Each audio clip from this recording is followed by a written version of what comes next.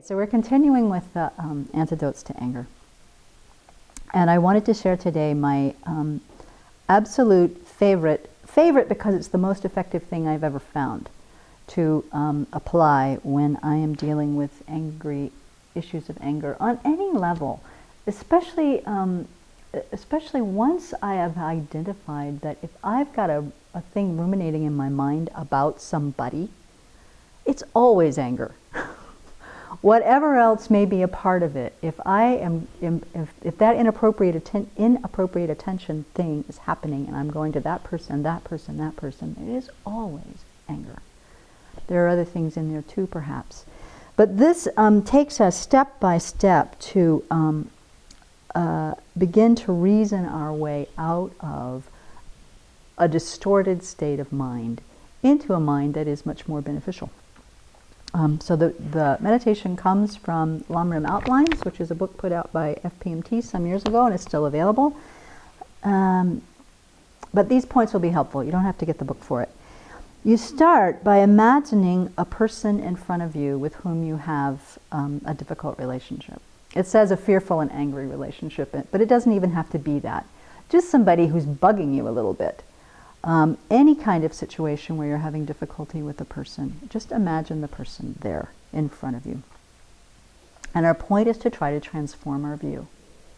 So the first point is called the patience of voluntarily accepting or bearing our suffering. How do we do that? First of all, we think, this is my samsaric nature. I am under the influence of afflictions and karma. The other person is under the influence of afflictions and karma. Until we are free of that, we will always be in situations where we misunderstand each other, misconstrue the situation, and suffering arises. So just accepting that to begin with. Not like this is so awful, this is so weird, this shouldn't be happening to me. It's like, of course this is happening. Point 2 under that is remembering then that the situation is our own karmic creation. No matter what we think the other person has done, what they do to me, how awful it is, absolutely not one single moment of discomfort or unhappiness or suffering do we experience that we did not personally create the cause for. Personally, in terms of this continuity of consciousness, somewhere, sometime, maybe not this life, but somewhere, sometime, I created the cause for this. There is no one else to blame. I don't have to blame myself either. I can recognize that anger arises due to causes and conditions. Negative actions arise due to causes and conditions. I don't have to just, suddenly lay on myself that I'm so terrible because I created this cause. But I must bring my mind to accept that whatever difficulty is happening, I created the cause for this. And if we can get really clear about this, then it begins to diffuse all of the steam just starts to go out of this monster that we've created really quickly. It says, replace the nagging question of why is this happening to me to why not? Of course this is happening. That then leads us to the next step. The patience of thinking about the Dharma. So first, we take the next step. Not only is this the result of my own past negative action, but this is also happening because of my own self-cherishing thought. That right on the heels of our grasping at true existence, this impulse that believes my happiness is the most important thing in the world arises. And when we're looking at things through that lens, which we kind of almost always are, really, then we're not at all seeing the other person's point of view. So instantly we begin to recognize, oh yes, I am looking at this person, I am looking at this situation totally from what makes me happy. So then we can also blame the situation on our self-cherishing thought. And there's a whole long meditation you can do on that, but for the moment we'll just accept that. If we can do that, then the next step is to then recognize that the person in front of us, the object of our anger, is very precious and very useful. Because our aspiration as Mahayana Buddhists is to develop bodhicitta, to become bodhisattvas on our way to becoming Buddhas, and the only way we can develop that is by overcoming that self-cherishing thought. And so this person is going to help me practice patience and develop the love, which is the real antidote to anger, that I aspire to have. And so we begin to see them not as a monster, but actually as an ally. This person is really important to me. And so that gives us a mind. So again, there's more steam going out of the big bubble of monster that we've created. And we take the opportunity to turn this into a real Dharma experience. Even to go with the mind that says, that goes from, this is terrible, to the mind that says, oh, it's a good thing. It's not easy to get there, but it works if you can really meditate on these points. And that then takes us to the possibility of having compassion for what we've defined as the enemy. So that's the next set of points. So first we remember the faults of karma and delusions and our desire to stop them. One of the thought training precepts that we study when we study the 5 powers is this mind that says, today I will not let the affliction override my mind. I will not. I will not do it for the rest of my life, and especially I will not do it today. And so we recognize and reconnect with our commitment to overcome those afflictions. So if I keep letting that run me, then I'm not doing actually what I aspired to do the very first thing this morning. So remember the faults of delusions and karma. We want to stop them. We want to stop them here. And we don't want to continue to perpetuate them in the other person either.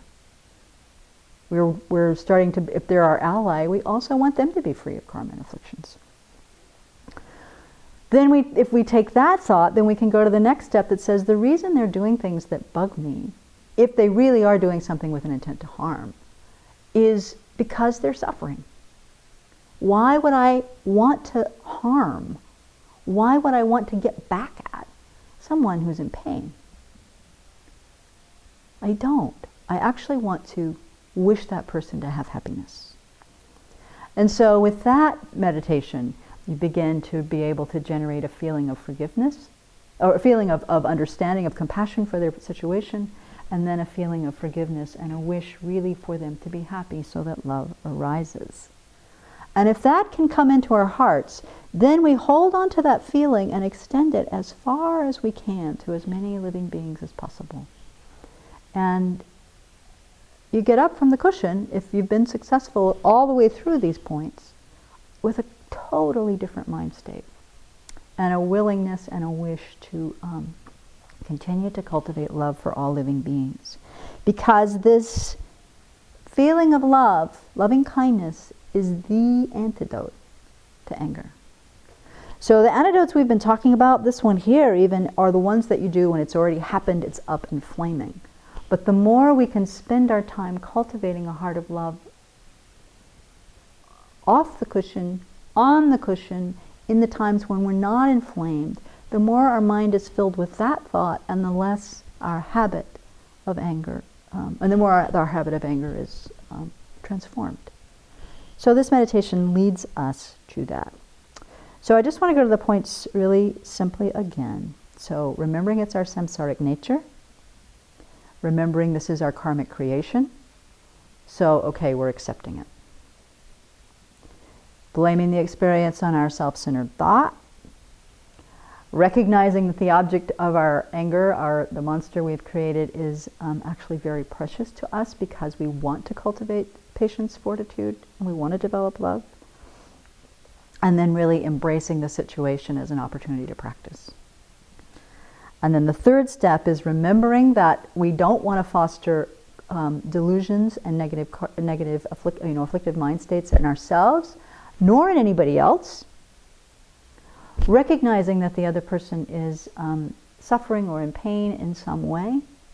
Or maybe they didn't do anything and we're the ones who are suffering and in pain. Maybe once we've been through this, we can recognize that there's absolutely no monster over there. It was totally in my mind. And this is the person who needs the compassion. But either way, compassion can arise for that person and ourselves as well. and then generating a genuine feeling of forgiveness and love. So there are many other meditations for developing love, and we can't be lazy about it. We can't just wait till we're angry to apply the antidotes.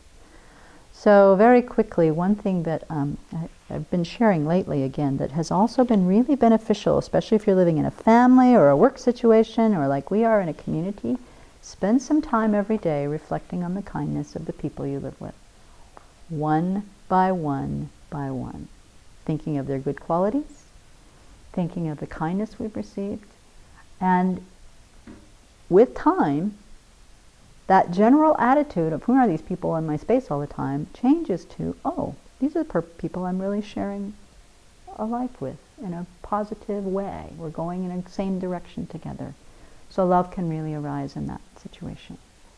So try this meditation, knowing that just because you get all the way through it doesn't mean you're going to get up from the cushion and the situation's gone. But we do it again and again and again and again and habituate our minds to this way of thinking, and sooner or later we can start to catch them earlier in the process, so that anger is not such a strong force. We don't eliminate it until we're way further along the path, but boy, we can do a lot to work with it and actually learn to develop, to appreciate the opportunities, because it's something that we all have, and it doesn't make anybody happy.